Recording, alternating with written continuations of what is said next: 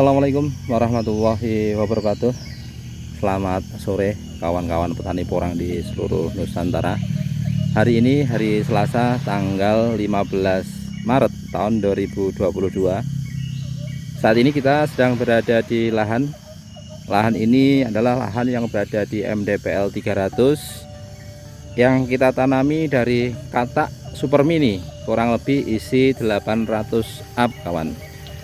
Nah, kemudian kita juga menanamnya dengan jarak yang sangat dekat, yaitu menggunakan jarak 10 kali 15. Alhamdulillah saat ini pertumbuhan tanaman porang yang ada di lahan ini mayoritas sudah cukup tinggi-tinggi. Batangnya pun mayoritas sudah berkisar, untuk yang bagian ujung atas ini seukuran jempol tangan saya kawan. Kemudian untuk daunnya pun alhamdulillah utuh, walaupun beberapa terkena bercak daun, akan tetapi kalau kita amati satu persatu lebih banyak yang normal daripada yang terkena bercak daun kawan. Nah, inilah penampakan tanaman porang kami, usianya kurang lebih hampir 4 bulan, karena dulu kita tanam di kisaran tanggal 20 November, sedangkan saat ini adalah berada di tanggal 15 Maret, kurang lebihnya 5 hari lagi genap berusia 4 bulan kawan.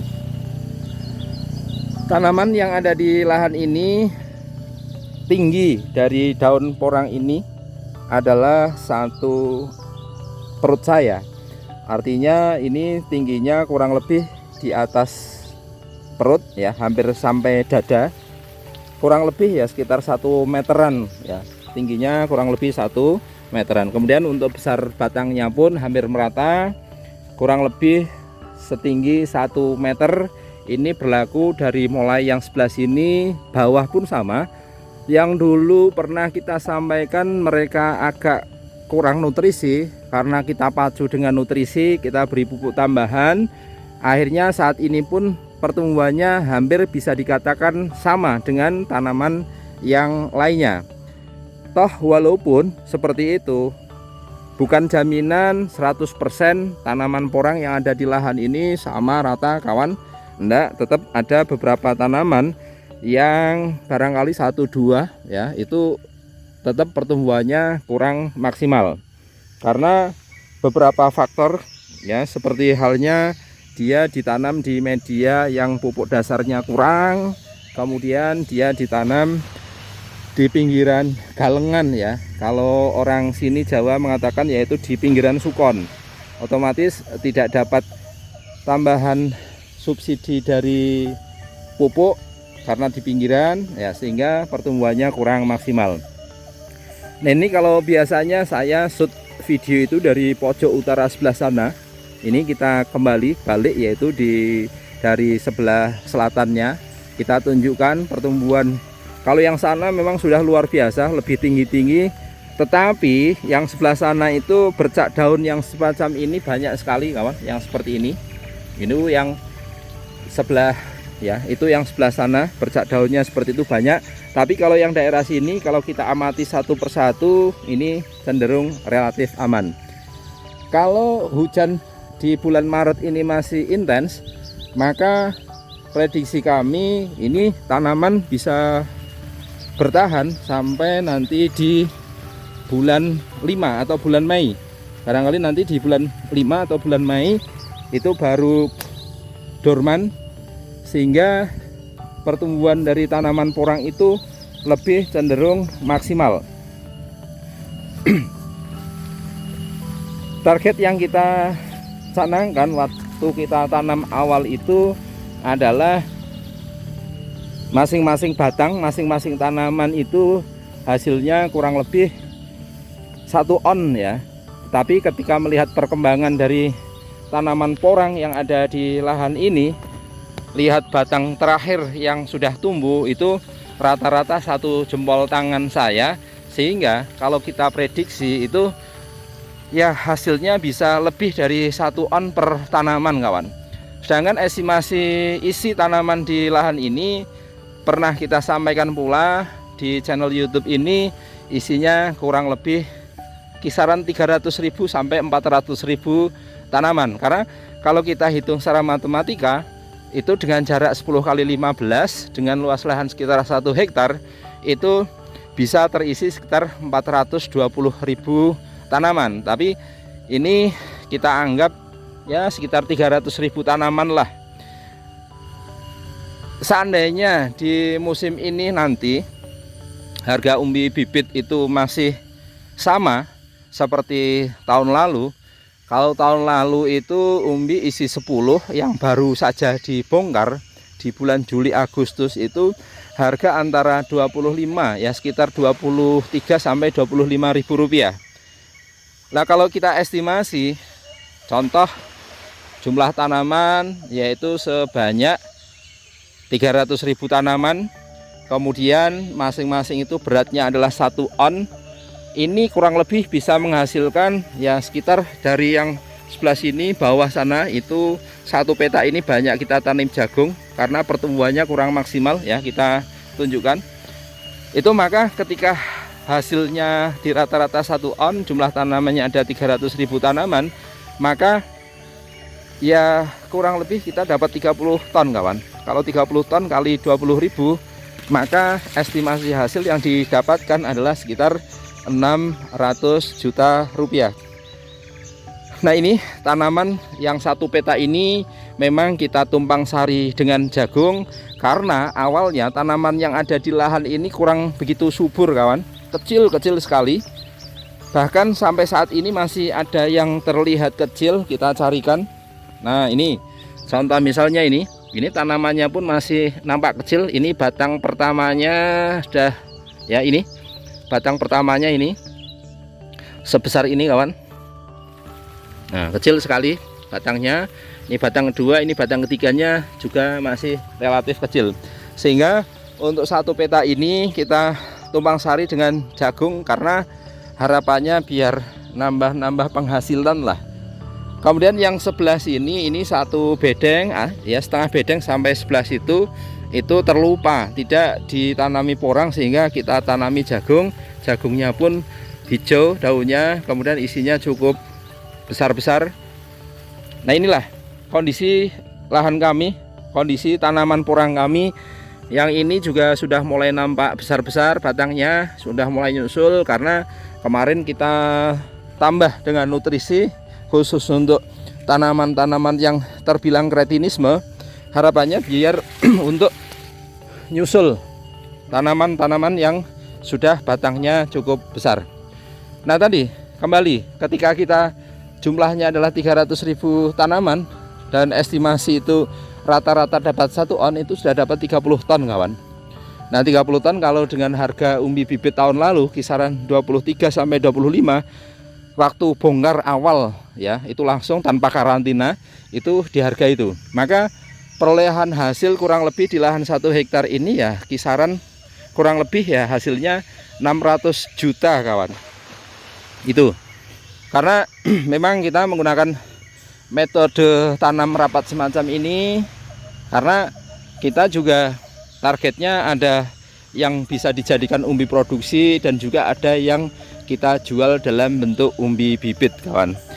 Nah, yang lahan sebelah sini batangnya juga hampir sama ya, hampir sejempol tangan saya. Kalau tinggi tanaman yang sebelah sini ini lebih pendek-pendek kawan dibandingkan dengan yang sebelah sana itu lebih tinggi-tinggi. Nah, inilah. Nah, barangkali kok hasilnya bisa rata-rata 2 on, tinggal mengalihkan saja. Kalau yang 2 on kemarin harga umbi itu di angka kisaran isi 5 ya, isi 5 kisaran 17.000 habis bongkar tanpa karantina. Berarti kalau rata-rata 2 on saja kali 300.000 tanaman ini hasilnya 60 ton kawan. Lah, sedangkan 60 ton kalau dikali 17 maka ya lumayan lah, hasilnya lumayan. Nah, itulah kita mau tanam porang itu sistemnya mau seperti apa, targetnya mau apa, itu sebenarnya kalau selama porang itu laku insya Allah ya ada hasil.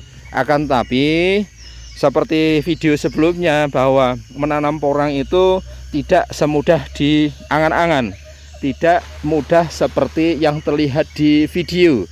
Karena kami pun dalam proses penanaman, perawatan, walaupun kita upload yang baik ya kita tunjukkan, yang pertumbuhannya jelek ya kita tunjukkan kepada kawan-kawan pemirsa. Harapannya apa? Ini sebagai studi banding, sebagai pertimbangan kawan-kawan. Oh, ternyata tanam porang itu ya tidak serta-merta mudah. Kalau pas tanamannya bagus, hijau, ya seperti ini. Ini rapat semua sampai sana, sampai pojok utara sana itu rapat. Dan mayoritas tanamannya juga utuh. Ya, tidak terkena penyakit. Seandainya terkena penyakit pun bercak ya 1-2, tidak menyeluruh. Kemudian bahwa kita lempar katak pun memang tumbuh, tetapi kan dalam budidaya itu ada target yang diinginkan. Contoh misalnya kita tanam dari katak super, targetnya satu musim 1 kilo. Maka ketika kita tanam model lempar itu tidak mungkin dalam satu musim kita dapat 1 kilo dari katak super. Paling ya 1 on, 2 on itu target yang didapat ketika kita tidak merawatnya dengan seksama, kita merawatnya tidak dengan baik, pemupukannya tidak teratur, kemudian penanggulangan gulamannya juga tidak teratur, ya hasilnya tetap kurang. Nah itulah, oleh karenanya kita tunjukkan ini pas kebetulan yang lahan ini baik-baik semua ya. Kemudian yang lahan yang satunya sebelah sana itu pertumbuhannya kurang maksimal, kita tunjukkan kendala kami di situ. Kalau yang sebelah sini MDPL-nya lebih rendah, curah hujan di daerah sini ya, curah hujannya dibandingkan dengan lahan yang kemarin kita ambil video itu beda. Yang sebelah sini itu kalau lahan sana hujan, sini belum tentu hujan, karena MDPL-nya selisih 50. Oleh karenanya curah hujan yang terjadi di lahan ini tidak seintens dengan lahan yang sebelah sana. Maka kemarin saya pernah menyimpulkan barangkali bercak daun itu juga karena curah hujan tinggi, kemudian kena panas, hujan panas, akhirnya jamur itu mudah berkembang biak di daun. Itu adalah analisa kami. Karena untuk lahan ini walaupun kita tanam secara rapat ya, sangat rapat, bahkan ini antara bedengan ya, bedengan satu dengan bedengan yang lain itu sudah tidak nampak. Padahal ini lurus ke sana sampai jagung itu ya, sampai jagung itu bedengan. Tapi sampai saat ini tidak terlihat karena saking rapatnya. Itu kalau kita tunjukkan dari sini. Nah, ini seharusnya adalah saluran air ke sana. Ya, saluran air ke sana, tapi dalam perkembangannya kalau kita tarik ke atas sudah tidak nampak karena tentunya sudah terhalang oleh daun-daun porang yang sudah menyatu antara satu bedengan dengan bedengan yang lain. Bagaimana pertumbuhan kataknya? Alhamdulillah kataknya juga cukup bagus. Kita tanam ya kurang lebih ada yang seukuran segini, ada yang lebih kecil lagi ya, karena kita dulu tanamnya ya ukuran sekitar lebih ya kurang lebih isi 800 up, maka kecil-kecil sekali katak-katak yang kita tanam. Seandainya ini sudah muncul katak semacam ini pun bisa dikatakan sudah balik modal kawan dari jumlah katak yang dulu kita tanam, sehingga nanti kataknya kita tanam ulang, umbinya kita jual dalam bentuk umbi bibit. Itulah video kita sore hari ini. Kita berimbang, tanaman yang bagus, perawatannya bagaimana kita tunjukkan. Kemudian yang sana juga sebenarnya perawatannya sama, tapi karena terkena bercak daun sehingga kita tunjukkan pula. Kondisi lahan saat ini tanaman sudah pada roboh, yang sebelah sini masih tumbuh subur. Harapannya masih bisa bertahan 1,5 bulan lagi, atau bisa melewati ini Maret selesai, April, kemudian nanti barangkali di bulan 5 atau Mei baru mulai dorman kawan. Itulah tanaman kami, semoga bisa memotivasi kawan-kawan petani porang di seluruh Nusantara bahwa sebenarnya asalkan porang itu masih laku, kita dengan sistematika tanam seperti apa untuk menekan biaya, kemudian kita targetnya apa, mau jualnya dalam bentuk apa, itu juga nanti menjadi perhitungan keuntungan dari petani porang itu sendiri. Selamat sore kawan, waktu menunjukkan pukul jam 5 lebih sore ya. Kita mau pulang kembali ke rumah, bersenda goro dengan keluarga. Salam sukses, salam hormat dari kami. tetap semangat merawat tanaman porang kita. Semoga porang menjadi ladang rezeki untuk kita semua kawan. Assalamualaikum warahmatullahi wabarakatuh.